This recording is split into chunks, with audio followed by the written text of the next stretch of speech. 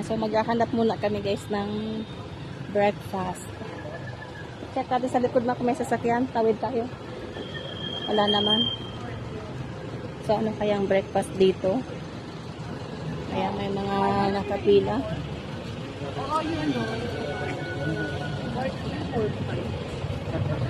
Ito pala mo, masarap din. Egg, pork, alin dito?